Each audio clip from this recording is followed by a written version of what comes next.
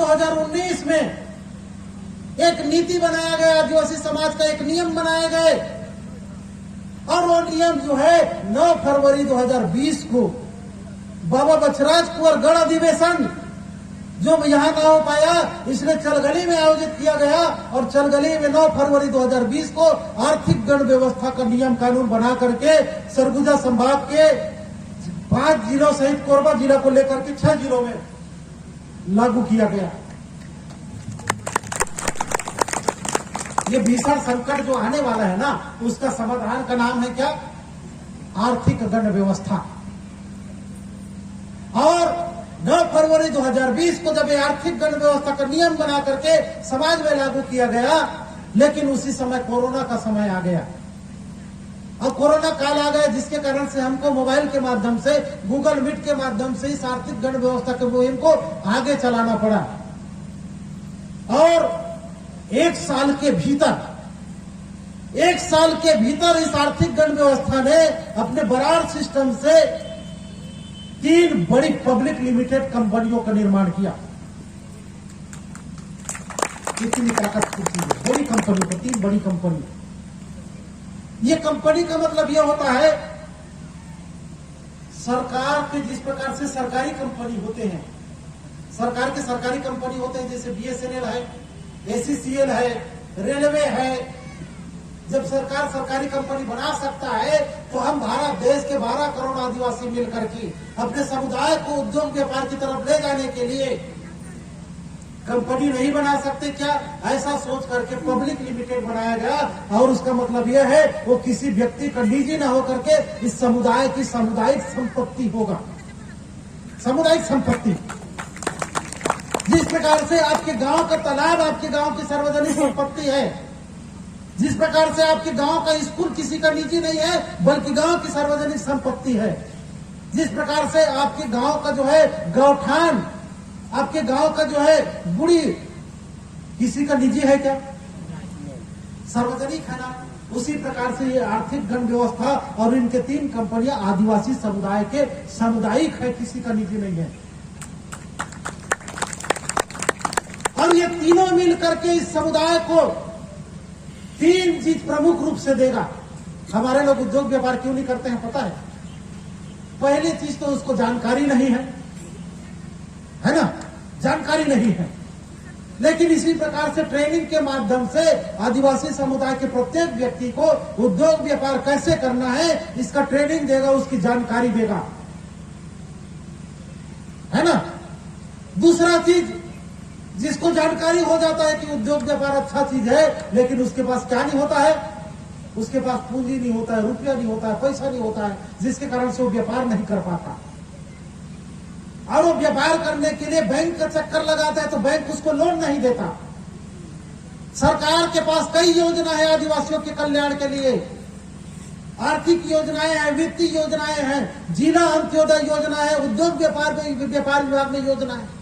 वहां से आपका प्रोजेक्ट पास भी हो जाएगा तो भी बैंक में जाकर के लटक जाएगा, आपको लोन नहीं मिलेगा, है ना। उसके लिए इसको बनाया गया है कि हम 12 करोड़ आदिवासी लोग हैं। 12 करोड़ आदिवासी यदि एक दिन में 1 रुपया बरार देगा, बरार सिस्टम है इसमें, 1 रुपया बरार एक दिन में देगा। यदि 12 करोड़ लोग 1 रुपया देंगे तो कितना होगा? एक ही दिन में 12 करोड़ होगा। और 300 साल, एक साल में 365 दिन होते हैं, तो रोज 1 रुपया इकट्ठा करेगा तो साल भर में कितना इकट्ठा होगा? 365 रुपया एक व्यक्ति के पास इकट्ठा होगा। और 12 करोड़ लोग यदि 365 रुपया एक ही खाता में अगर डालते हैं तो एक साल में कितना रुपया होगा पता है?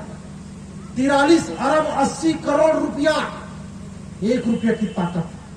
हम 1 रुपया में इस समुदाय को अमीर बनाएंगे, ये हमारा संकल्प है। 1 रुपया कोई बहुत बड़ा राशि है क्या?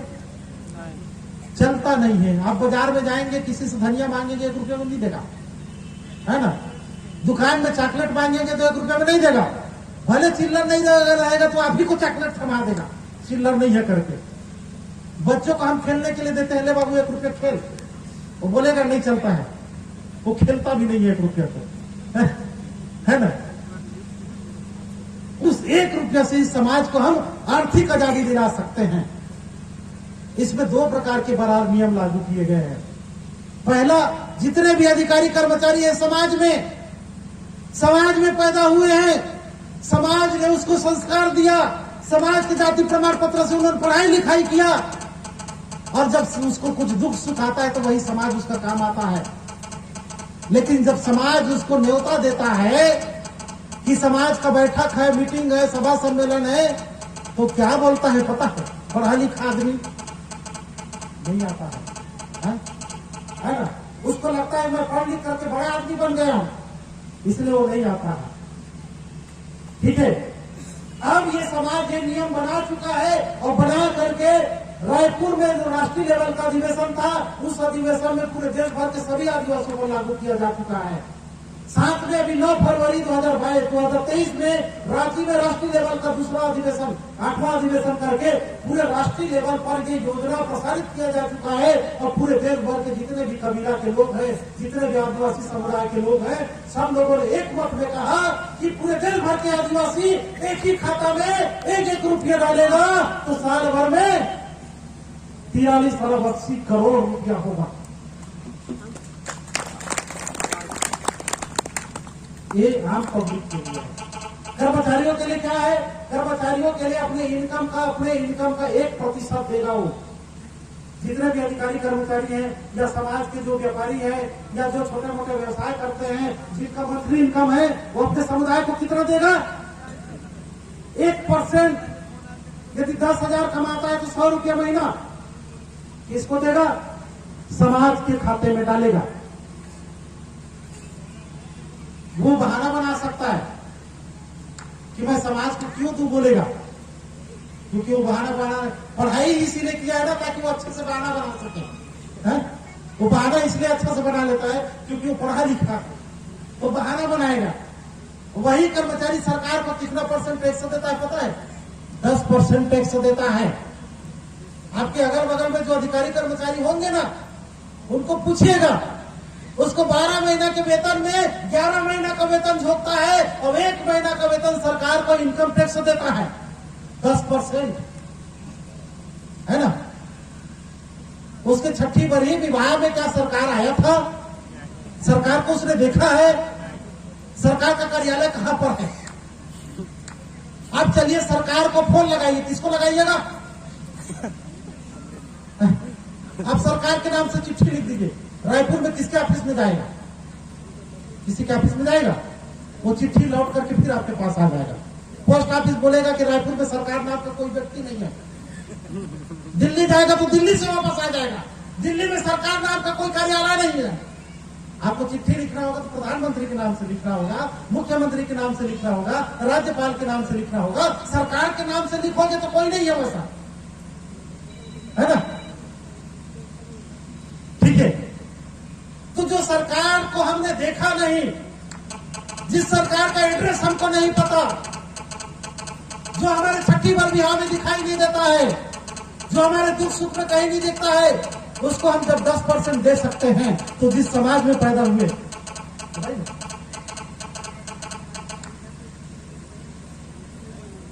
हर समय हमको कौन दिखाई देता है? हमारा समुदाय दिखाई देता है ना। जब हमारा छठी हुआ तो कौन उपस्थित था? हमारा समाज उपस्थित था। जब हमारा विवाह हुआ तो कौन उपस्थित था? हमारा समाज उपस्थित था। जब हम मरेंगे तो कौन उपस्थित रहेगा? हमारा समाज उपस्थित रहेगा। जब हम विवाद में फंसेंगे तो कौन सहयोग करेगा? जब दुख सुख आएगा तो कौन सहयोग करेगा? हमारा समाज सहयोग करेगा। तो जिस समाज का हम इतने बड़े कर्जदार हैं, जिस समाज की हम भाषा बोलते हैं, जिस समाज की हम रोटी खाते हैं, जिस समाज की बेटी से हम विवाह करते हैं, उस समाज का हम इतना बड़ा कर्जदार हैं, क्या उस समाज को हम 1% नहीं दे सकते? ये भावना पूरे देश भर के आदिवासियों में भरना पड़ेगा। और जिस दिन ये भावना भर जाएगा तो आम पब्लिक के 1 रुपया से 40 अरब तो आएगा ही, कर्मचारियों के वेतन से भी 40 अरब आएगा, तो कितना हो जाएगा? 80 अरब रुपया हो जाएगा। इतना बड़ा राशि जब आएगा समाज के खाते में, तो हम किसी और के बैंक में पैसा क्यों रखेंगे? इतने पैसे से तो समाज अपना खुद का बैंक बना सकता है ना, बना सकता है कि नहीं? समाज खुद का बैंक बना सकता है, खुद का इंश्योरेंस कंपनी बना सकता है, खुद का बड़े बड़े उद्योग लगा सकता है।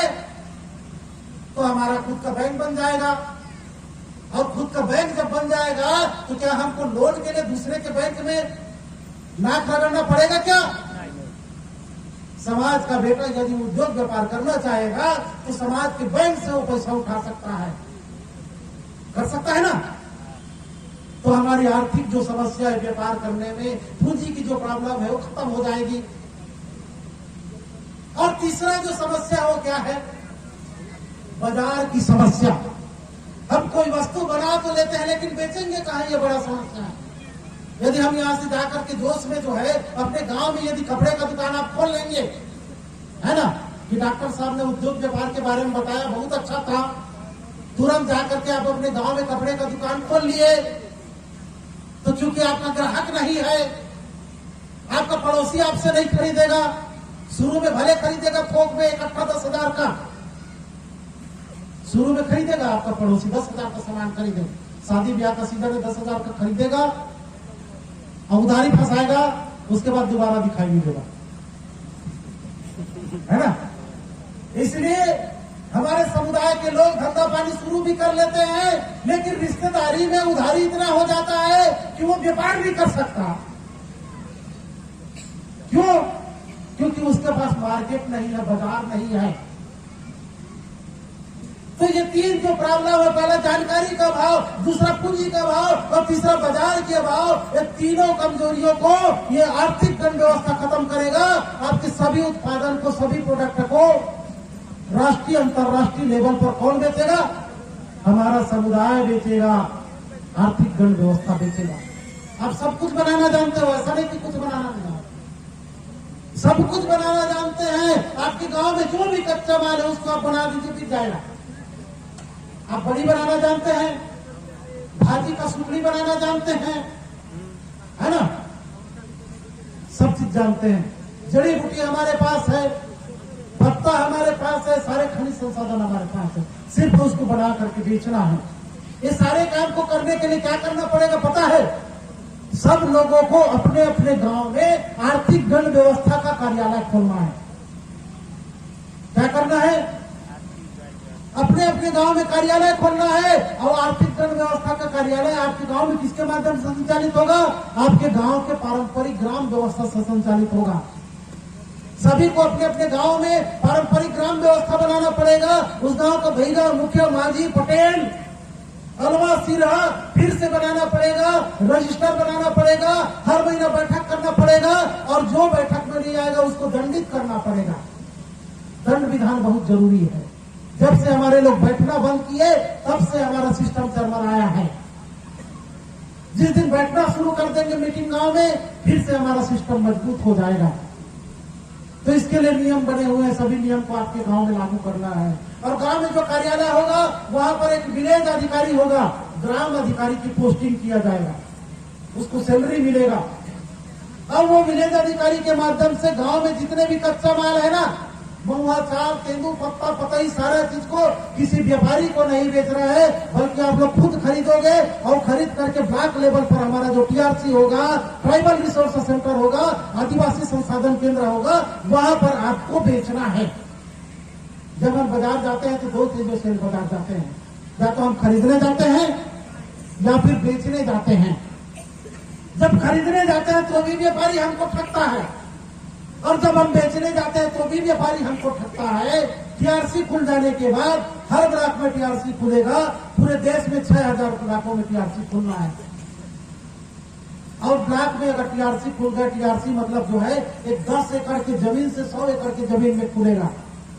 उस प्रांगण के भीतर ही समाज का स्कूल होगा, कॉलेज होगा, खेल का मैदान होगा, सिनेमा घर होगा, और उसी के भीतर सुपर बाजार होंगे। वहां सुई से लेकर बिजली के सामान से लेकर कपड़े, लत्ते, इलेक्ट्रॉनिक, सारा चीज सामान उसी बाजार में हमारा आदिवासी समाज का खुद का बाजार होगा। और कुछ बेचना होगा तो वहीं जाकर के बेचना है। तो हमारा टीआरसी में जब कोई चीज खरीदना रहेगा तो वहीं से खरीदेंगे, कोई चीज बेचना रहेगा तो वहीं पर बेचेंगे। इलाज कराना रहेगा तो वहीं के हॉस्पिटल में कराएंगे, बच्चों को पढ़ाना रहेगा तो वहीं के वही स्कूल में पढ़ाएंगे। ऐसा हमारा टीआरसी की स्थापना होगी। एक एक टीआरसी का बजट है 45 करोड़ रुपए का, और ये 45 करोड़ न तो हमको सरकार से लेना है न बैंक से लेना है, क्योंकि सरकार से लेंगे तो सरकार का साझी हो जाएगा। हमको सरकार को साझी नहीं बनाना है, क्योंकि सरकार जिसमें साझी हो जाता है ना वो हमारा नहीं रह जाता है। हमारे ग्राम सभा में सरकार का साझी है, जिसके कारण से कोई ग्राम सभा में जाता ही नहीं है, नहीं जाता है ना है? लेकिन हमारे कठोरी त्योहार में सरकार का कोई साझी नहीं है, इसलिए घरों घर के लोग एक एक किलो अनाज लेकर के कठोरी में उपस्थित होते हैं। क्यों? क्योंकि सरकार का साझी नहीं है उसमें। लेकिन ग्राम सभा में सरकार का साझी है, इसके कारण से कोई ग्राम सभा में नहीं जाता। जिस प्रकार से किसी पौधे को बकरी यदि उसको काट देता है ना तो पौधा मुरझा जाता है, उसी प्रकार से ये सरकार है आदिवासियों के लिए। मेरे को लगता है समझना पड़ेगा, है ना। हमको सरकारी योजना का विरोध नहीं करना है, बल्कि सरकारी योजना को लेना है, लेकिन अपनी योजना को सरकार में शामिल नहीं करना है। हमारी योजना अलग है, तुम्हारी योजना अलग है, तुम्हारी योजना हमारे लिए है तो दो, लेकिन हम अपनी योजना तुमको क्यों दें, है ना। क्या बड़े बड़े कंपनियां हैं, अंबानी है, अडानी है, अपनी योजना क्या सरकार को देती है? नहीं देती। हम क्यों दे भाई? तो ये आपका सेपरेट होगा, आदिवासियों का सेपरेट होगा। हर गांव में जो कार्यालय खुलेगा उस कार्यालय में सभी कच्चे मालों का खरीदी होना है, और सभी कच्चे माल कहाँ मिलते हैं? हमारे गांव में ही है ना। कच्चे माल जमीन में मिलता है और जंगल में मिलता है, पानी में भी मिलता है। और जंगल, पानी और जमीन कहाँ है? गांव में है। शहर में जो जमीन है किराए का जमीन है, शहर में तो जंगल भी नहीं है। तो शहर में कच्चा माल के नाम पर सिर्फ कचरा है, वो गटर में बहता हुआ गंदा कचरा है ना, वही वहां का कच्चा माल है, उसको भी वो लोग खरीदते हैं। लेकिन कच्चा माल किसके पास है? हम आदिवासियों के गांव में है। और जिस दिन आदिवासी कच्चा माल को व्यापारियों को बेचना बंद कर देगा, बड़े बड़े उद्योग बंद हो जाएंगे। सरसों हम पैदा करते हैं, लेकिन तेल कौन बनाता है? फॉर्चून का तेल अडानी बनाता है। पतंजलि का तेल जो है बाबा रामदेव बनाता है। क्या उसके पास सरसों का खेती है? नहीं है ना। अब हम सरसों ही देना बंद कर देंगे तो उसका तेल का फैक्ट्री बंद होगा कि नहीं? जब हम सरसों का तेल बनाना शुरू कर देंगे, और तेल बनाना कोई कठिन काम नहीं है,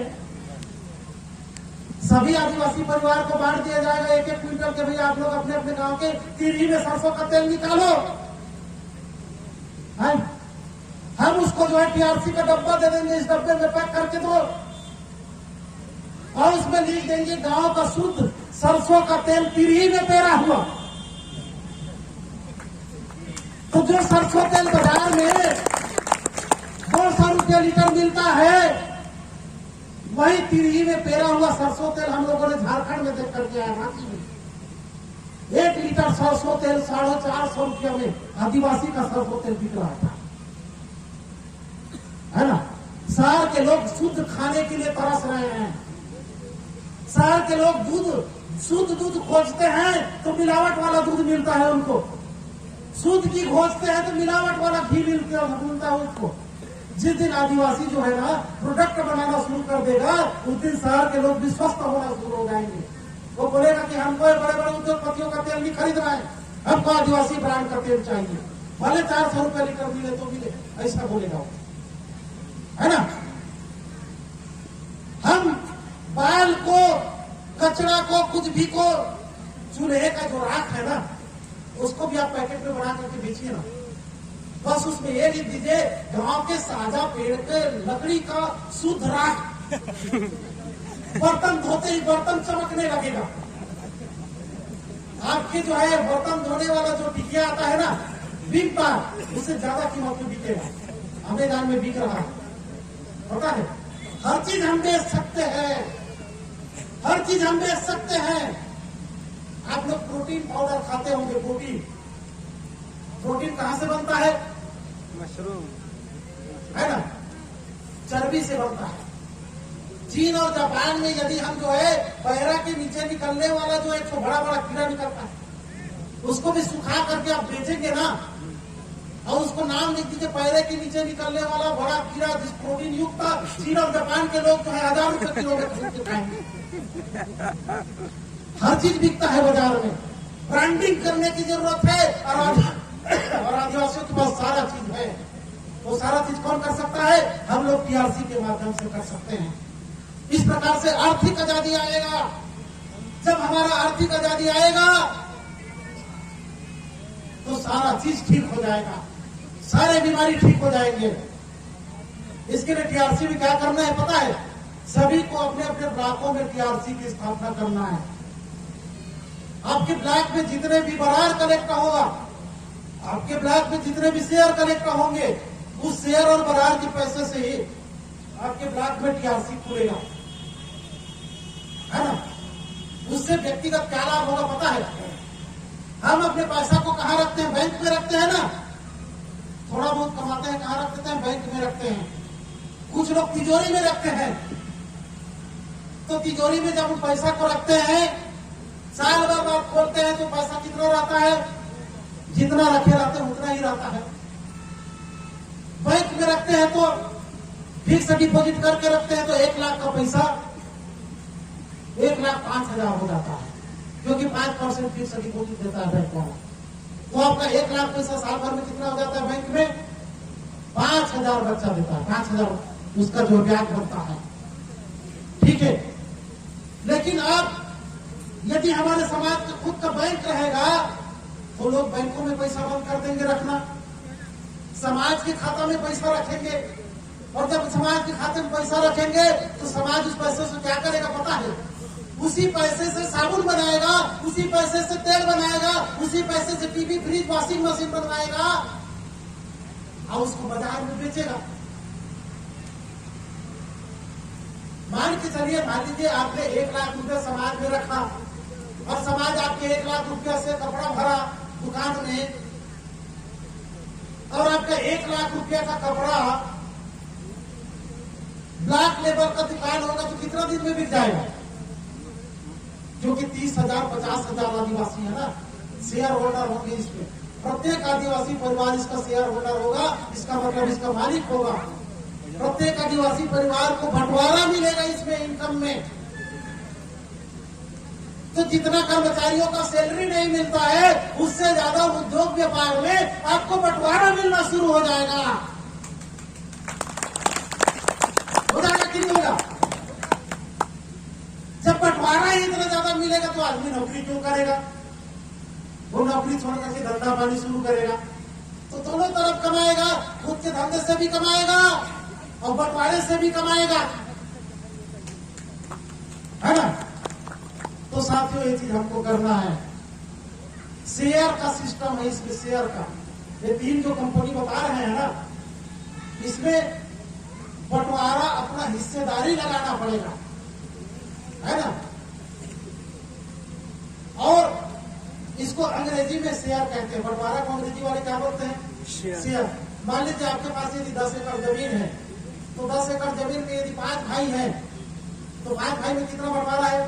10 एकड़ जमीन में 5 बंटवारा है ना। तो जमीन में 5 बंटवारा है, इसका मतलब अंग्रेजी में उसको क्या बोलेंगे? इसमें 5 भाई का शेयर लगा है। ऐसा अंग्रेज वाले लोग बोलते हैं। अंग्रेजी में उसको शेयर कहते हैं, लेकिन हमारे देसी में क्या बोलते हैं? उसको बंटवारा कहते हैं। तो हर ब्लॉक में जो दुकान खुलेगा उसमें प्रत्येक आदिवासी परिवार का बंटवारा होगा, और एक एक बंटवारा का कीमत होगा 5500 रुपया, है ना। इसको आप लोग ट्रेनिंग जब होगा उसमें और ज्यादा डिटेल से समझ पाएंगे। मैं पूरा विस्तार से नहीं बताऊंगा, क्योंकि हमारे बहुत से और वक्तागण, अतिथिगण बैठे हुए हैं। समय मिलेगा तो फिर बीच में बोल सकता हूँ, है ना। तो साथियों, इसका प्रति महीना हमारा ट्रेनिंग होता है प्रतापपुर में। आप सब लोगों को इसका 2 दिन का ट्रेनिंग लेना बहुत जरूरी है। साथ में रात में 8 बजे प्रतिदिन हमारा आर्थिक वेबिनार का गूगल मीट के माध्यम से मीटिंग होता है। उसमें भी आप लोग जुड़िए और अपने अपने क्षेत्रों में इसका मीटिंग आयोजित करवाइए, कार्यक्रम आयोजित करवाइए। यही एकमात्र उपाय बचा है अपने जन जंगल जमीन को बचाने का, अपने गढ़धाम को, अपने गुड़ी धाम को और अपने जो है पूरे देश को बचाने का यही एकमात्र उपाय बचा है और इस उपाय को हमको करना होगा। बहुत से साथी लोग अभी रांची गए हुए थे, उन लोगों ने देख करके आया है वहां का जो कार्यक्रम है, प्रशिक्षण है उसके, ये पूरे देश भर में चल रहा है। जहां उपस्थिति भले कम है लेकिन पूरे देश भर में लाखों लोग इसको काम करने के लिए तैयार हुए हैं, है ना। तो साथियों बस मैं इतना ही कहूंगा, सबको सादर सेवा जोहार। माइक में संचालक महोदय को सौंपता हूं, सबको सादर सेवा जोहार।